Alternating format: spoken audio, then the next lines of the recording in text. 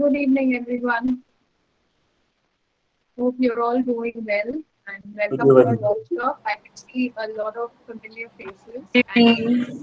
Good evening, Good evening, everyone. ma'am. nice to meet all of you after long.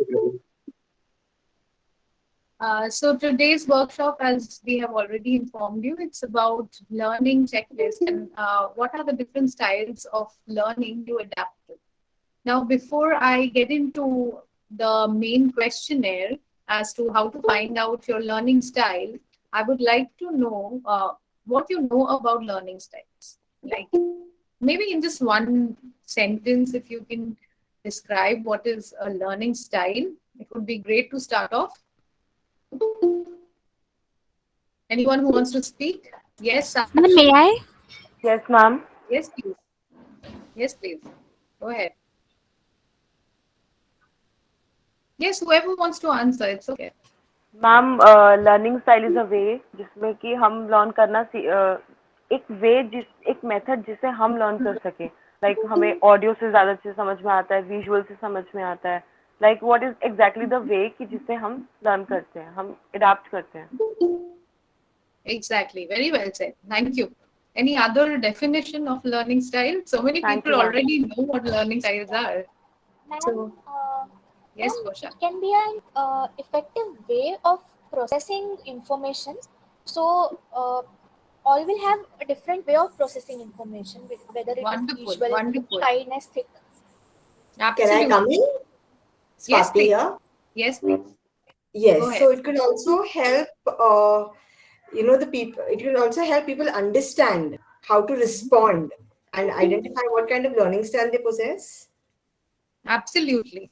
So all the answers are correct. It's like a holistic viewpoint as to how we process the information, what all inputs we get, and which are the which are the modalities through which we learn the best. We can memorize and retain information. So on that note, we will explore different types of learning styles. Okay, majorly we have three types of learning styles, and someone has written seven types of learning style. Absolutely correct. There are even more with more research being processed, but broadly we can classify learning styles to be of three types. We have a questionnaire which can quickly gauge as to which information or how you're going to process your data, whatever information you are gathering, how do you do it? Like one is through visual, the second one is through your hearing capacity, and the third one is by kinesthetic, okay, by touching and doing the work hands on, right? So, with that, I'm going to share my screen and take you through the entire procedure of understanding which type of learning style you can gauge for yourself, not only for yourself but also help your students in career counseling. Many students, the senior students, they don't even know what will work out for them. I had certain students who had come without understanding which way they should learn, which are the methods which they might adapt to in order to learn to the maximum. Okay, so each one of us have a different style set, and I'll be touching upon Gardner's multiple intelligence theory also, through which you can correlate, the learning style questionnaire with the multiple intelligence theory. You can correlate and try to figure out or help children, especially children who are confused, who are facing certain academic difficulties. So this is one thing which you should start off, understanding the learning style, understanding how they are going to retain information to their fullest potential. Okay.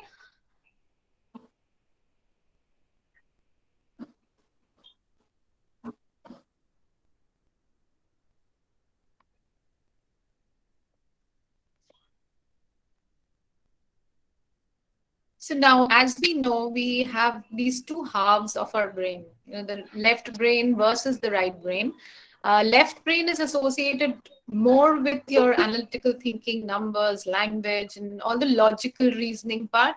And the right brain, on the other hand, it's more related to your creativity, expression, then emotional intelligence, how you imagine things, how you creatively process information. Both these things are present in certain amounts in every individual, but somehow many people have a dominant side. Like a person may be more creative than more logical. On the other hand, a person may be more logical rather than being creative, or they can have a balance of both. Okay, so all these options are possible. Now, as I've already discussed, that there are majorly three types: visual, auditory, and kinesthetic.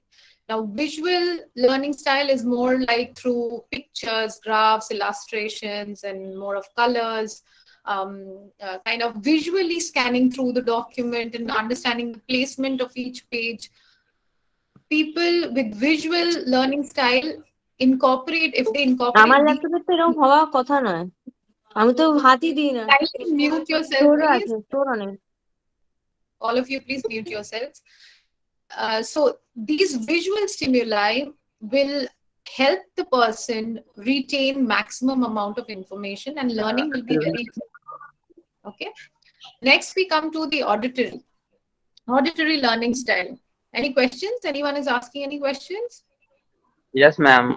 I want to ask that data you share on the screen. Can you send it on WhatsApp or? We'll be sending a mail. We generally send a mail after each workshop. We'll send a mail. Okay, don't worry. Thank you. So ma'am. welcome. Auditory learning style is more about conversations, group discussions, oral discussions, listening to certain things, podcasts, and more of videos, learning videos. These will be helpful for the person. And kinesthetic is people, you must have seen many of your friends when you were in college or in school.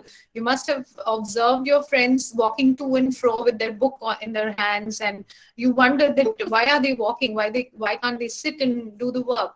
But that helps them, channel out their extra energy. So hands-on activities, or maybe walking while learning, or maybe doing certain things in place, note taking, all these activities will help the kinesthetic learners. Okay, it's more like hands-on, doing certain things hands-on, or involving some kind of movement. For such individuals, if you see that they are kinesthetic learners, it would be a great help if you can have certain, stress balls or certain material in their hand while they are in the classroom, because otherwise they'll get very restless. Okay, kinesthetic learners, you will generally observe them to be very restless in class, maybe fidgeting or trying to get out of the chair if they are younger children. So what you can do is, while they are listening and hearing, they can write down notes. Second, you can recommend them to keep some stress ball in their hands while they are listening to the teacher, or while they are also learning. And at home, they can walk to and fro and learn rather than sitting in one place, which doesn't help with channelizing their energy. Right? So we are moving on. For this, you'll be needing a paper and a pen, because you need to score yourself. There will be a number of questions per section. We'll be going section wise. There are 3 sections: visual, auditory, and kinesthetic, and you will be answering them as and when required. Okay, so all ready?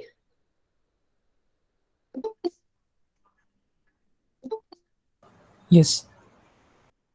Okay, so this is the basic instruction which you need to give to the person whom you are checking with. On the line in front of each statement, there will be a number of statements. On that line, indicate how often the sentence applies to you according to the chart below. Please respond to all questions, because all questions are necessary. Okay, it's a mandatory thing that they answer all the questions, but there is no time limit. Generally, it takes approximately 10 to 15 minutes to complete the entire questionnaire. Okay, it's a very simple questionnaire. So point 1 will be the statement which is put, never applies to me. Point 2 would be sometimes applies to me. Number 3 would be, point 3 would be applies to me almost all the time. Okay, often applies to me. So these are the 3 scores which you have to put according to the questions you will be responding to. So as and when I go through the questions, you can start responding to it. Okay, ready now? Okay, so this is section 1. I enjoy doodling, and even my notes have lots of pictures and arrows in them. If you're doing so, put 1, 2, or 3. 1 is least often, 3 is most often. Okay, and 2 somewhere in between. Number 2 question is, I remember something better if I write it down.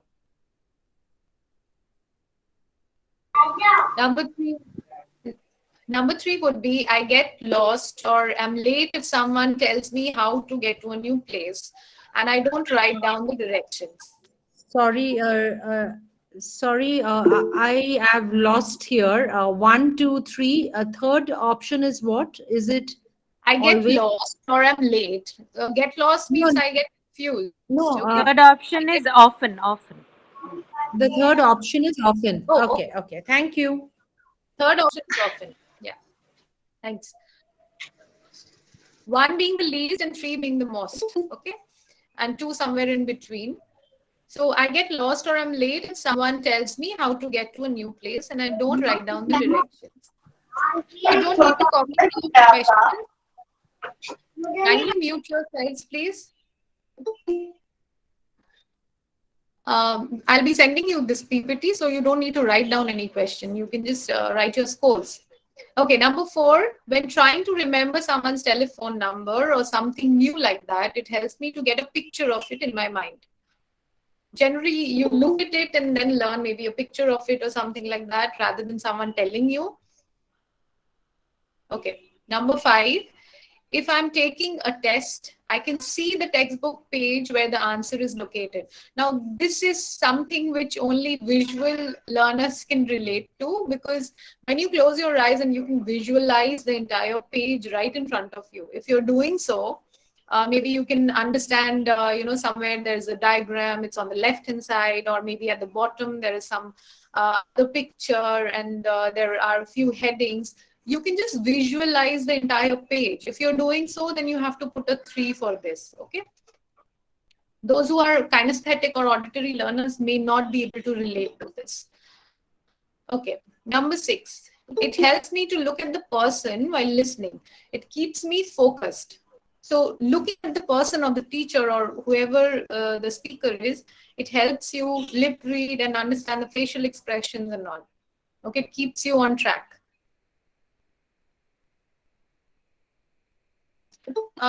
My voice is very faint. Is it for all? No, it's very clear. I Fine, think ma'am. Now it's Ma'am, it's clear. very Ma'am, it's sometimes broken. bad network. Maybe for them, my Ma'am, voice is breaking. Yes. your voice is breaking sometimes. Sir, you can check with your network because most of them are saying it's okay. Okay. Okay, ma'am. You can record later on. It will be on our channel, YouTube channel. Okay. Next one, number 8 is, it's hard for me to understand what a person is saying when there are people talking or music playing. Okay, if there's a lot of distraction and noise, I generally get worried or I generally don't understand concepts well. I Number think 9. we missed the 7th one. Oh, sorry. Yes, using flashcards help me to retain materials for test. Now, using flashcards, I hope all of you know what flashcards are. Those are small card like Yes, ma'am. small cards where you write down maybe a word meaning in letters, in whole letters, or with pictures. You kind of relate to what the material is all about. What are the details of the entire word or the fact put on the flashcards. So flashcards generally help you to retain the material for tests and all. Okay, those are the keywords or the important points which you note down separately on small cards, which helps you to recall things. Okay. Number 9, it's hard for me to understand a joke when someone tells me. Okay. This is pretty simple. And number 10 is, it is better for me to get work done in a quiet place. So once you are done, please total it up. And then we'll move on to the next part.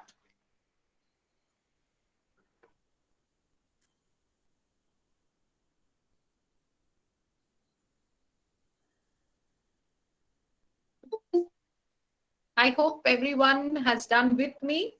Can I move ahead? Yes, ma'am. Yes, ma'am. Now, section 2. Question number 1 is, my written work doesn't look neat to me. My papers have crossed out words and erasures. So it's more like an untidy sheet of paper. If not untidy, then there are several errors and it's not very neat to look at. Okay, the next one, it helps to use my finger as a pointer when reading to keep my place. Like whenever you're reading something, you kind of point out before you lose track. You know, some people, they just can't see and read. They need to put their fingers on and then keep on reading.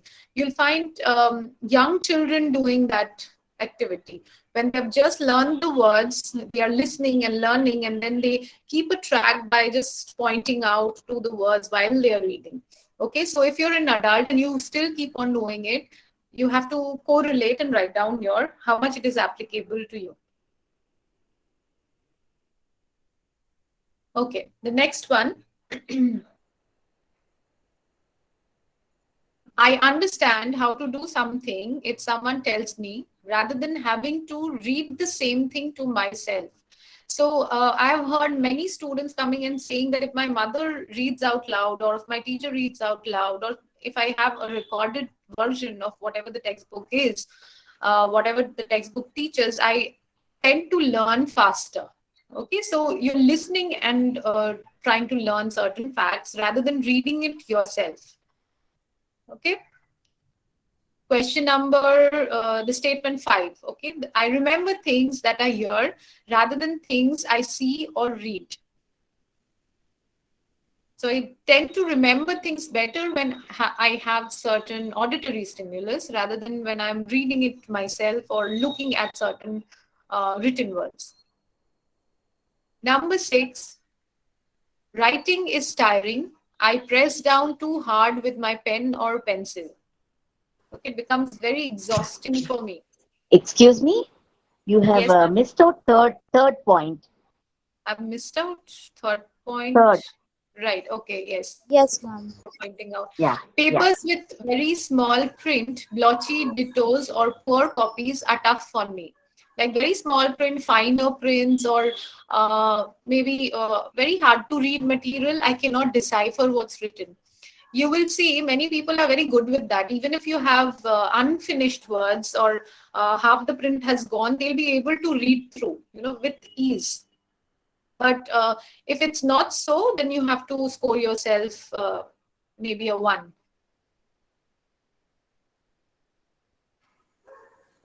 Okay. Next. My eyes get tired fast, even though the eye doctor says that my eyes are okay. So when I look at things, I get too tired. I feel tired. I look tired. So that kind of disturbs my eyesight. It tires me down if I look at certain things for long. So I more feel comfortable listening to stories, listening to certain things which are written on the text. Okay, next one, number 8. When I read, I mix up words that look alike, such as them and then, bad and dad. Okay, so I kind of mix it up when I'm reading the words. When I look at them and I cannot somehow differentiate between them and I misread them often. If it's a similar word. Number 9, it's hard for me to read other people's handwriting. You have a tough time reading the handwriting of other people. Okay, number 10, if I had the choice to learn new information through a lecture or textbook, I would choose to hear it rather than read it. Okay, you would avoid looking at it. You would prefer listening to the lecture. So we have 10 questions here as well. You can total it up and then we'll move on to the next one.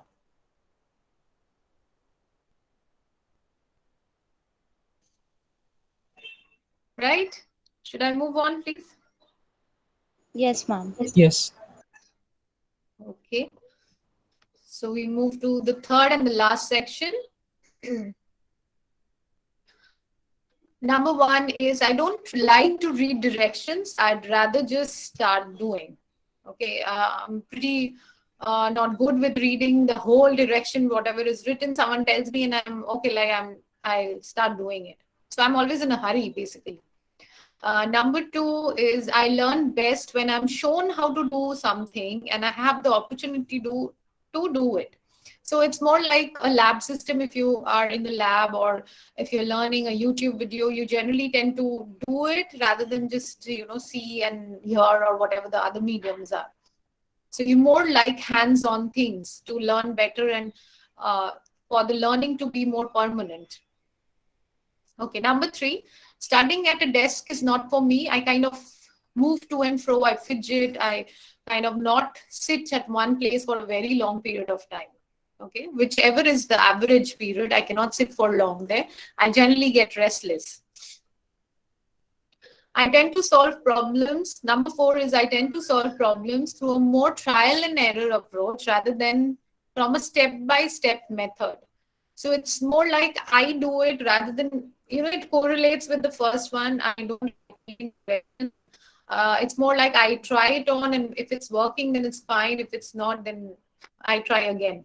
So that kind of system I follow. Rather than following whatever is given in the manual, you don't have time to read through the entire thing step by step. If you have found yourself maybe buying a new gadget or any new appliance or any new thing which comes with a user manual, and you totally skip it and you just try, figuring out things on your own and all, that's an example of how it is. Okay, for students who are doing it, rather than going through the index, rather than going through the contents or maybe the initial few pages of the book, they generally jump, skip, and look through the entire book and try to figure out what it is. Okay, they'll not have enough patience to go through each and every part of the book. It's more like flipping through. Okay, question number 5. Before I follow directions, it helps me to see someone else do it first. So I see it, someone else is doing it. It's like a demo given to you, and then you follow directions rather than going through the manual or whatever is handy with you. Okay, even if you have a manual, you would prefer to see someone demonstrating rather than reading it or listening from someone. Okay, it's better if you both auditory and visual things are there before you try out things. Number 6 is I find myself needing frequent breaks while studying. You tend to get up more often and take a break more often because that kind of initiates more learning. If you do it at a stretch, you feel fatigued. So it's like a block method. If you know about the Pomodoro principle, it's more like that. 20 minutes and then break, 20 minutes and then break, 20 minutes and then break. Okay, that's the Pomodoro principle. Number 7 is I'm not skilled in giving verbal explanations or directions. I'm not very good with instructions, giving instructions, or maybe directing someone. Maybe I can show it to someone, but I cannot give certain explanations, verbal language explanations. Okay. Number 8 is I do not become easily lost, even in strange surroundings. So I can navigate certain areas on my own. I can figure out direction. I can navigate certain situations or places very comfortably. Okay, I have a sense of direction. Basically, it's like a spatial relationship with the environment. Number 9 is I think better when I have the freedom to move around.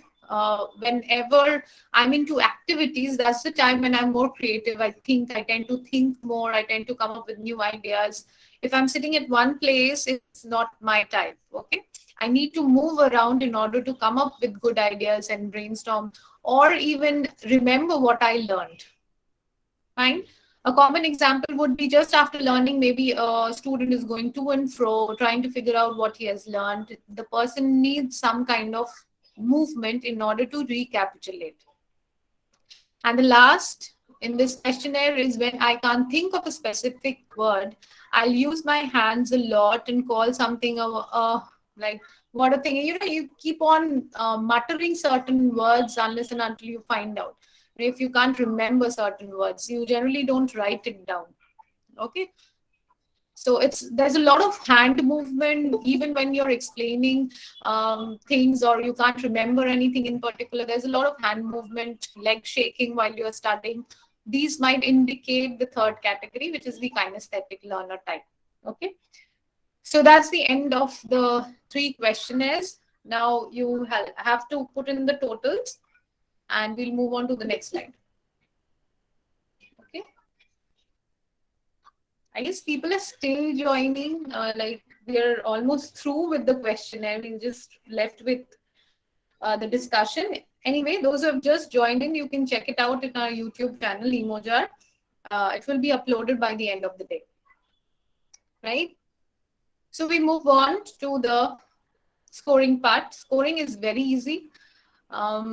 Your maximum score will be 30 and minimum would be a 10 because there are 10 questions and maximum score is 3. So 3 into 10 is 30 and minimum is 1. So 1 into 10 is 10. Okay.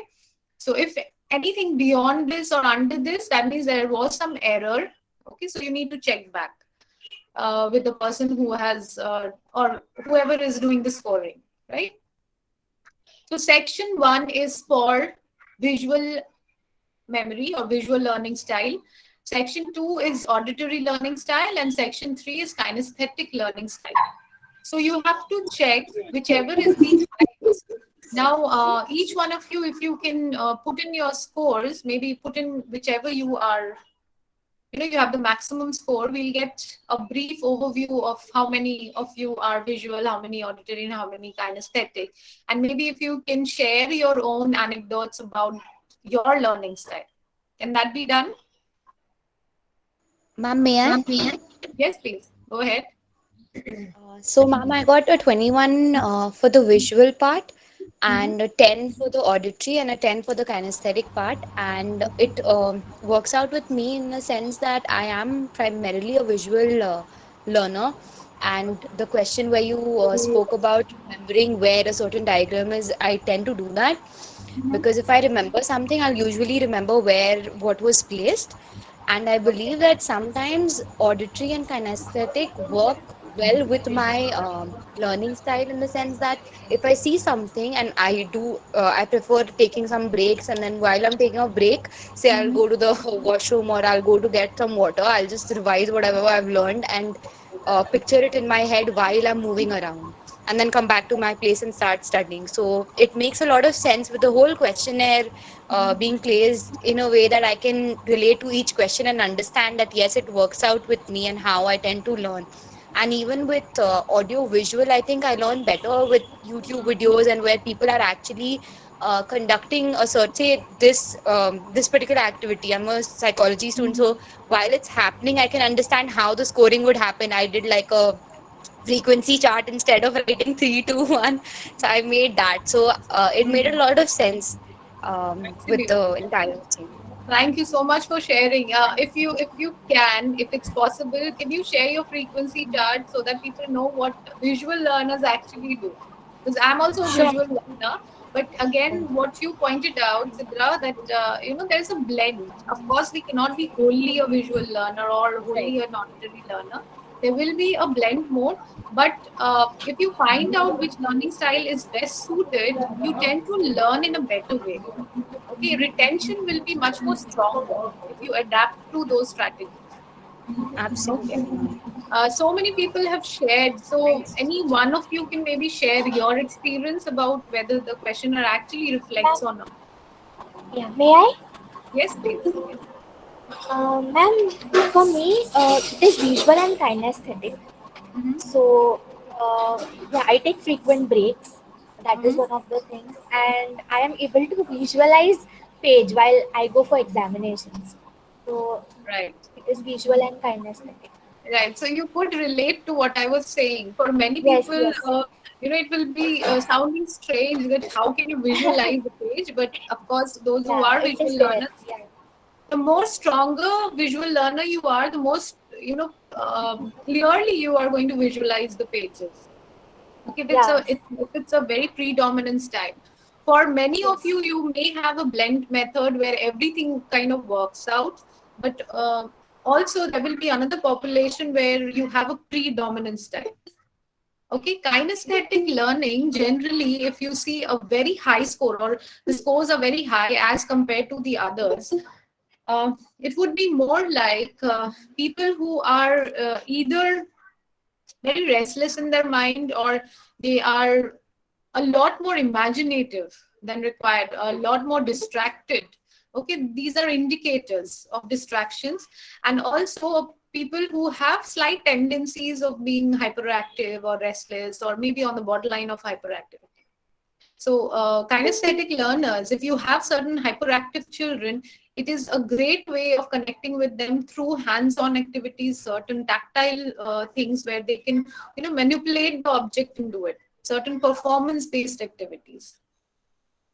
Okay, so are visual learners also very observant in that case then? Yes, yes. In general? These are major characteristics, yes. Yes. Okay. Yes. They are more connected with the environment, more, vigilant about what's going on, observing. More alert, basically. Yes, more alert. Alert would be a different aspect. Alertness is also present in auditory learners, but visual learners are more observant in the sense that they scan the environment very well. They can remember pictures. They have that photographic thing where, in people where you need certain data about an incident, they can remember more clearly than a person who's auditory or kinesthetic learner. Okay, errors are lesser. If you have an eyewitness who has observed something, was into a scene, if he is an visual learner, chances are better that he will tend to remember scene more clearly rather than the other two. Okay, so that's how maybe we can relate. Now, due to the changing environment, we are exposed to so much of videos now, online things now, our learning styles are also changing. It's like more of a blend method rather than actually having a dominant style. Now, before we go in, if you can scan everyone's data, you'll see most of y'all are visual learners because that's the most common one. Okay, almost more than 60% are visual learners of the population. Very few are auditory and kinesthetic learners. So you'll see predominantly visual learners are present everywhere. Ma'am, can I ask something? Yes, please, go ahead. Ma'am, I want to ask that if we believe the visual personality is more likely, as you say, then how we can perceive, where we can use the perception theories like that. If you say that the visual things are more likely about that what you say in. Yes, this is the slide which I was talking about. Ma'am, yes, sir. Ma'am, if we as you say, the visual people are most likely as that this theory, then the perceptions and sensations were gone. If I believe that visual theory is about as you say, then what's, I just can't get your question. You can maybe write down in the chat and read my it and question answer is it. Yes, I can. Okay, that would be great. I'll be discussing further then. I'll answer it maybe towards the end. Okay, so this is basically a flow chart. Excuse me, ma'am. Useful, yes, sir? Yeah, actually, I had a doubt. Regarding those three sections, actually, my score in the three was 19, 22, and 22. And when I read the questions, I realized that I had, I think, common in each of them. Like I usually study, I think, through the visual techniques. I am able to imagine the page sometimes. And in case of learning something new, I usually prefer listening instead of reading. So Right. can you suggest what means how to identify Yes, what suggestions actually is? and all. Yes, suggestions on all. I'm coming to it. Okay, there's more part to the workshop, so let's go ahead. Okay, I hope you'll get all your answers. So this is one chart. Is my screen visible to all of you? I hope so. Yes, yes. Yes, ma'am. So the chart is pretty useful in understanding which are the major areas where you can focus on. Like for instance, visual preferred learning style is through watching and demonstration. Spellings are through recognition, and sight relies on configuration of words, whereas auditory, they rely more on phonics, and kinesthetic is more like if I'm a poor speller, I would determine writing it by whatever suits the word. It feels right. They will never have this visual or auditory skills, but they will go by more of what it feels like to write down the words. Okay, somewhere both of it works for kinesthetic learners. Similarly, you have handwriting, reading, memory. You can read through it, and if you have any further questions later on, you can ask, because this is pretty elaborate. This you can keep it as a reference if you're working with young children, if you're working with children who are suffering from learning disorders. This will be very, very useful as a quick check. Okay, even these areas like problem solving and how are they distracted, or imagery. Major problem is we often get distracted. If we are distracted by certain things, what are the distractions, major distractions, and how can they be avoided? Okay, and what are the chief areas where they can retain certain useful activities like handwriting, reading, spelling, as well as problem solving? Okay, you may read through it. In case you have questions, you can write down in the group itself. Now, you must have heard of Howard Gardner. There is the theory of multiple intelligence, as you know. We'll go through it quickly. Okay, these are a few pointers where there are 8 different learning styles as proposed by Gardner, and each has its strengths and weaknesses. And one doesn't mean that if you're strong in one, you are very weak in others. We all have different capacities, but we'll just try to figure out which one is dominant for us, which one will help us the most. Okay, that is our agenda. For visual learners, I have a few pointers here, which you can read. You love pictures, you like colors, so color coding may be very helpful. Maybe post-its can be very helpful. You can write down small notes while you are reading and learning. Maybe some pictorial diagrams and maps also help. Certain smileys or expressions can also help relate to the subjects. Okay, so these are the techniques which you may use while you are studying. Ways to enhance our charts, replace words with colors and images. If you have certain colorful words and images, that helps a lot. Highlighting the points also. You have different colors through which you're highlighting certain things. That will also help. When you are segregating your notes into different sections, that helps a lot, creating outlines and different blocks. Okay, so incorporate more of colors, replace the words with pictures. You will tend to learn better. For children who have certain difficulties retaining things, try out these things with them. Pretty sure if they have this dominant aspect of learning through visuals, if you incorporate more of pictures, they'll be interested into to take up the studies in a much more fun way. Okay, even technology may help, because now technology is very colorful. You'll have games, you'll have certain pictures which you can readily take up and then explain certain things to them.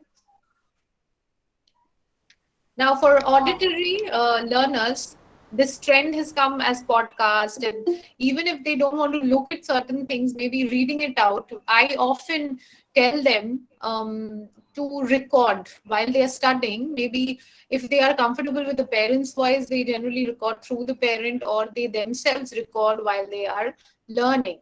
They learn they kind of record each of the important points, and then they play it later on. Okay, they don't need to read it, they just listen to it if their auditory learning style is very predominant. They generally they benefit basically from reading aloud, participating in debates. That's a very good way. It's both a blend of practical based learning, also an auditory version. They read aloud, they memorize material, they listen to music if they are while they're going through the material. Some kind of white music. It's not about songs. Many students come up and tell me that, what if I listen to songs? I tell them, no, not songs, nothing which has a meaning to it, because when you are attending to two stimulus, you can only attend one at a time. So either the music you're listening to or you're learning, and when you're learning, the music becomes useless. Even if we have that, the threshold that we can listen or we can understand certain tunes, but your attention is divided. So there's no point listening to certain songs. It is good if you have some white noise, or if you can have some very low music, which can relax you, and you can kind of go through the material slowly and gradually. Nothing of a very hard rock or any kind of song or a tune which you are used to. Ma'am, question. Okay. Yes, please go ahead. What about like sounds of scenery like water or Yeah, that's what I said. Any kind of music or white noise that generally elevates your concentration level. Ma'am, I just have a question. Yes, please. Ma'am, some students are not very much comfortable with coaching institutes, like when there are a group of people. So, ma'am, what's your take on that? As you See, coaching institutes is basically as a support system. If you are learning, if you have to ask the child whether you are confident or whether you are listening to your teachers when they are teaching you in school. If you feel that the teachers go and you are from your school, there's no point going to extra, taking up that extra work from another teacher. If you are not confident that yes, I would need someone to explain me or re-explain me at home, I'm having difficulty understanding, and even after putting in my effort, writing down notes and all, I can't understand, then in that case tuitions are required, not before that. So, ma'am, if children are taught in a particular learning style and a child has a different learning style, so does that interfere with the learning process, Yes, or does it? of course, it will interfere. That's why it becomes very important whenever you're with your school students, say class maybe 6 onwards, you can start understanding what their patterns are. Even if you don't want to test them, you can, when they are in the sessions, or if a child is not performing to the fullest, the child is intelligent, but somewhere the retention is very poor. So what you can do is sit with the child, maybe ask questions in a very informal way, because this is a very informal test. It's a very quick way of understanding what kind of learning style you are engaging in. So you can just interview the child, you can get into a conversation and get all the data required for your questionnaire. Okay, Because and then and then it just leads to Ma'am? a waste of time when they are not able to retain the information. Exactly. So you need to sit with the parents and explain it to them, that see, if you incorporate certain things which the child may use it for better learning, they will listen to you. If you have proper explanation for it. Okay, so for older children also, if you're in certain school setups, you can just screen test them. If you are not comfortable giving questionnaires out, you can just screen test them. Whichever child needs to be screened on this. Right? Yes, sir. You had a question. Ma'am, if someone have a very good performance in every trade, but he can't explain in words. I mean, he can write, he can do anything, but he can't translate or cannot tell us what he want to say. Then what trade is missing according to your theory? According to this I take a lecture. See, verbal and visual, it's more like related, when you are understanding, when you are kind of visualizing certain things in words, it also reflects some kind of communication errors. Okay, it may not chiefly be something which is related to your learning style, but more of a communication system which the child is missing on. Okay, verbal language, maybe not fully developed. So what you need to emphasize is, you need to emphasize on building up the communication system. Okay, people who are generally more on kinesthetics, they focus less on verbal and auditory stimulus, and thus they have certain difficulties in communicating. So you need to focus on how you can channelize the child into maybe, starting off with small parts of verbalizing things or learning certain materials. Learning also is important. Every day, if you can rote memorize certain bits and pieces of information, that kinds of activates your brain to learn even more. Your neurons get kind of stronger with time. Okay, so which helps in retention, eventually with retention. Okay, so moving back to ways to retention for auditory learners, use of jingles. This is a very interesting way because a child used rap in his, way of learning, and one section of the part of theory, he rapped it out, and it was fun. It was like very quick to learn for others also. So jingles and raps and rhyming, if you can make a song out of your text, many children does that, and it's pretty pleasant to hear them as well. And also at the same time, surprising how creatively they can engage. So that can be one of the ways which an auditory learner can learn. Along with that, mnemonics. Having certain, mnemonics are basically dividing and some kind of unique way of learning, associating certain things with certain unique, unrelated things. Okay, breaking down the word, having pictures or visuals or maybe certain sounds which can help the child retain more. This use of mnemonics are both useful for visual as well as verbal, the auditory retention. Okay. Now the tactile learners is more like they learn to have hands-on activities. They love to take breaks. They want to take breaks because they become very restless or fidgety.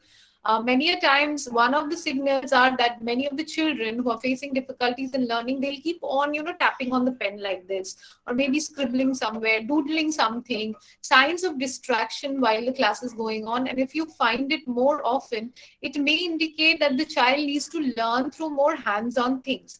Now, the problem is the child cannot get hands-on things always in a classroom setting or maybe at home. So what to do? Maybe you can engage the child in certain quizzes or certain, games. Learning games are there, especially for younger children. If you can have maybe a fun game related to their subjects. I do this very often where they come in groups. Group therapy works very well over here. In the group, they are the players, and we have board games and all, but everything is related to what they are studying. Okay, so this becomes very useful for them because they are playing the game hands-on. Okay, and apart from that, whenever they are at home or when they are self-studying, it's good that they move to and fro. If you feel, if parents will come and tell you that they don't read aloud anything, they just move from one place to the other at home. I don't know what he's studying or she's studying. You need to explain it to them that that's the way he's learning. That's the best way of learning for the person. That reduces the energy, the extra energy or the anxiety which the person has built up. Because the other two techniques doesn't work. He or she is in a state of dilemma that what am I supposed to do now? Okay, I'm unable to read it, unable to understand anything what I'm hearing. So it's kind of releasing the tension through the walking as well. Okay. Certain physical exercises will also help. Walking, jogging, any kind of light exercises at home before study time can also help them deal with this issue.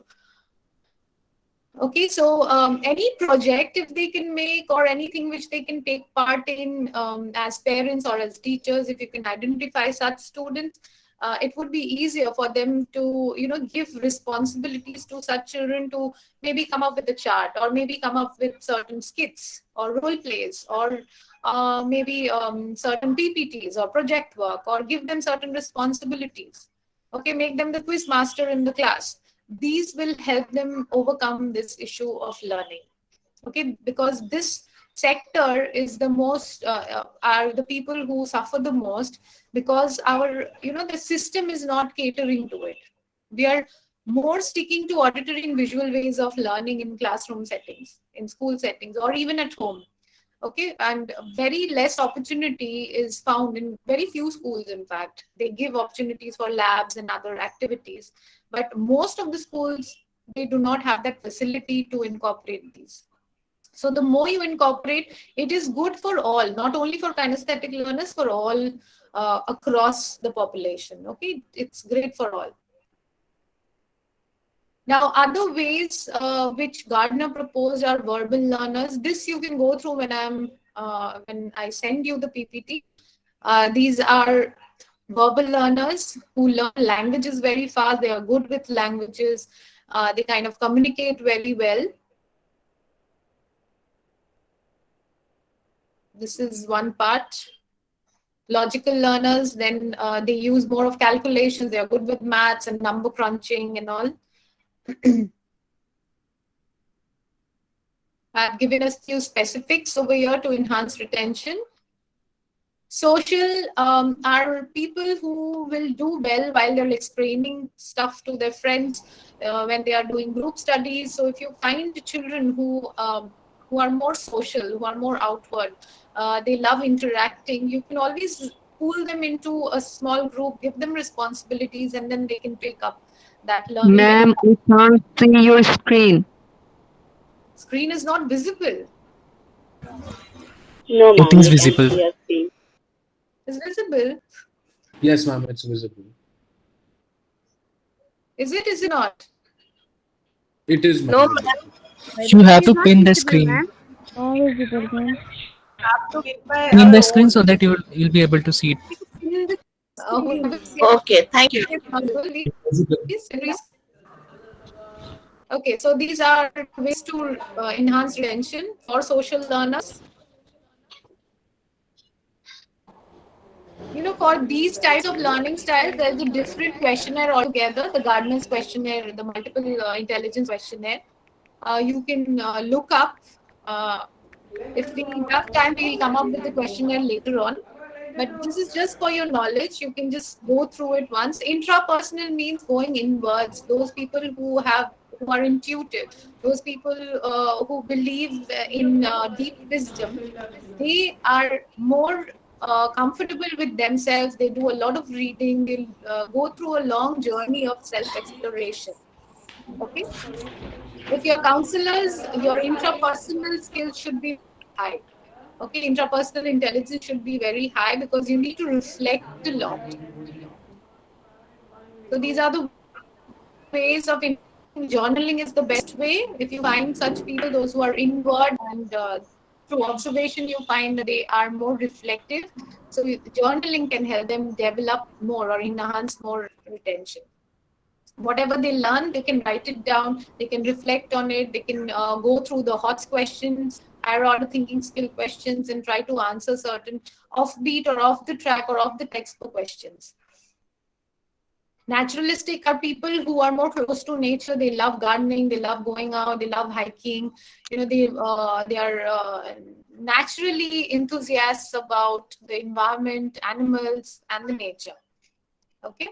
So such people generally does well when they are given certain projects, social projects, and they can go out, approach other people, do a field research, and have some experience on them about the entire topic. Okay, so on the closing notes, 65% of the population are visual learners. So that's the maximum threshold. But yes, there are auditory as well as kinesthetic learners, and we have gone through a few of the other types which are coming up recently, and there's a whole questionnaire out there. to explore by Gardner.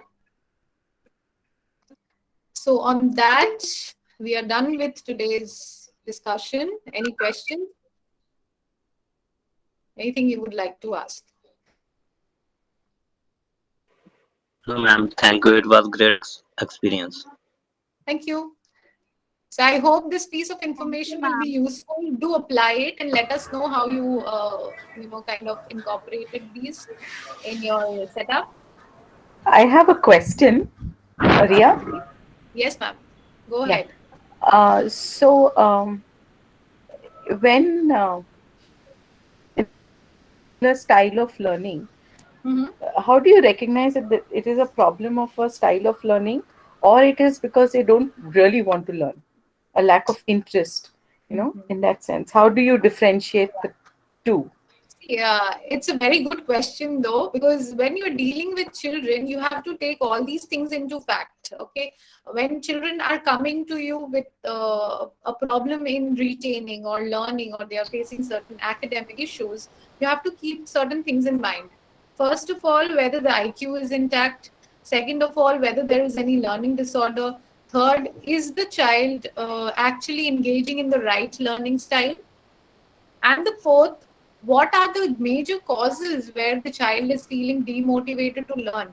If all three are in place, then only I move on to the fourth one, which you asked. Like, what are the other factors? It may be lack of interest in studies, maybe lack of support at home, or there's no motivation, or there is some kind of physical, ailments or issues which the child is engaging in, or there can be several other distractions for which the child is not engaging. Okay, so only if you screen out the first three, you can move on to the fourth one. The fourth one again becomes associated factor, even if you have the first three not in place.